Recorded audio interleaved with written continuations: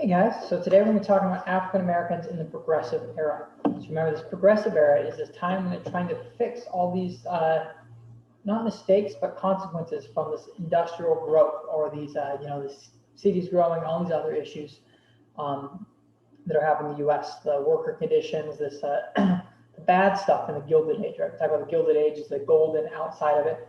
Well, the inside of the ugly part, this is the progressive era is trying to fix, is that ugly stuff on the inside.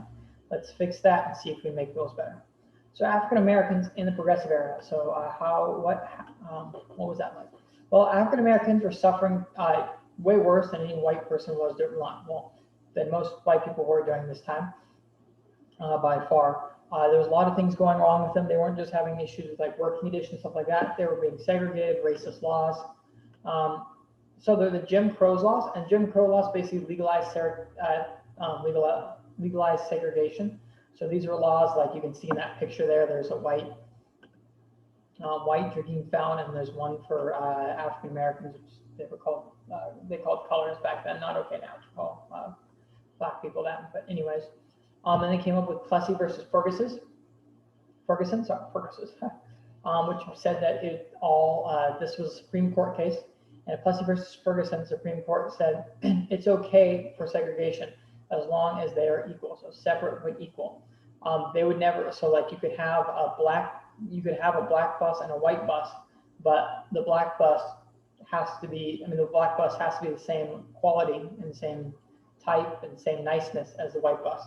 It wouldn't be like that though. It very few times that would actually be that equal. Most of the times it was, and even by separating, you're creating a distinction that African Americans aren't as great as white people, which is totally false.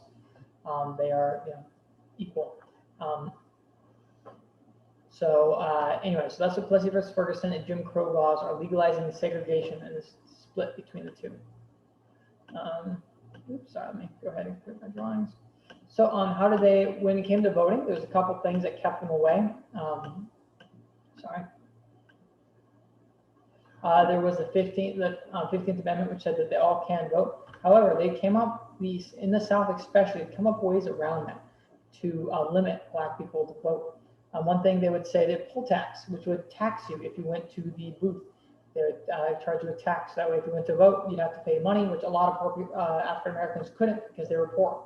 Literacy tests. They would give them very hard literacy tests, some ridiculous questions on it to African Americans, so they couldn't vote. And they would say things like, "Hey, if your grandfather wasn't a U.S. citizen, then you can't vote." Which obviously all African Americans, their grandfathers were either slaves or in Africa, so they didn't have any people there from it.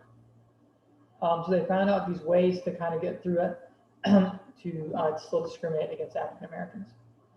Opposing them, well, there's two main people who oppose it. One was Booker T. Washington.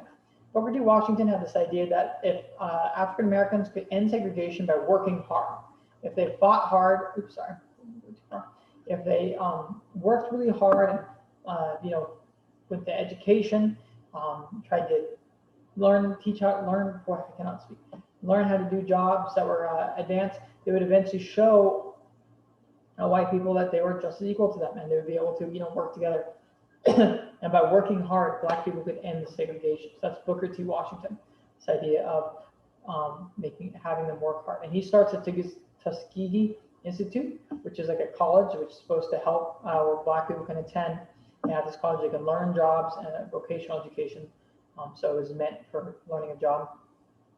And they would learn jobs, learn skills they needed to get jobs. And then the idea was they'd be able to go and work themselves up. W.E. Du Bois, though, has a different idea. Du Bois disagrees with Washington, okay? He does not agree with him whatsoever.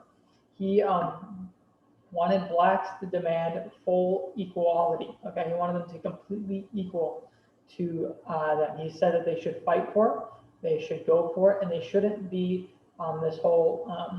they shouldn't have to work hard for it. Instead, they need to demand it and say, like, hey, it doesn't matter if I am, if I have a good job or whatever, you need to respect me as your equal because that's the nature of a human. And they said they should demand it.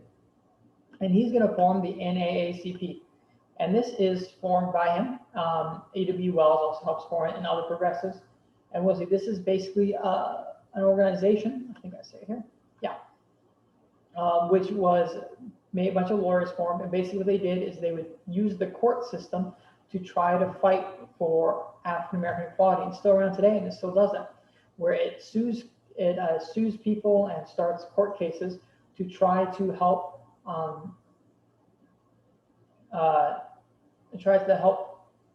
blacks reach equality by using the court. So if, let's say, a city passed something that was racist, well, the NAACP might sue them and take them to court to fight that. And some 60 people would basically do this. They would join in together, form this, and basically trying to stop this violence, bring justice to the people who are racist, from doing lynchings by hanging people and stuff like that. This group helped pave the way for continued work towards civil rights for African Americans. So it helped them keep having civil rights, give them the rights they need. NAACP doing all of this. Yeah, once again, using court case, trying to get African Americans to have equal rights as blacks. This is African American, as whites. This is the Tuskegee Institute, which was once again founded by Booker T. Washington, trying to get black people the training and jobs they need, skills they need to work in jobs, so they could become integral members in society, and that hopefully, maybe be able to work their way up and white people see them as equal. As I said, there's two different ways. So that's his way. Have them work really hard, Booker T. Washington, and W. Du Bois the other. And this brings us to our last one today, which is E.W. Wells. And she worked to stop lynching, and she also was part of the NAACP, but she also started the National Association of Colored Women. And so she's going to be kind of doing much of the things that Booker T. Washington and W. Du Bois did, except she's obviously a woman doing it, and she's fighting for black women's rights. We're once again trying to stop lynching, which is when a bunch of white people would come up, find a black person, and just hang them if they did something they didn't think was right. And they seem to stand up for themselves. There's a fear tactic to make African Americans afraid of the white people, so they would, so that way black people wouldn't try to stand up for themselves. E.W. Wells is one of the workers trying to stop that. And yeah, so that is it for today. Good job today, guys. I hope you guys all have a good day. And yeah, bye, guys.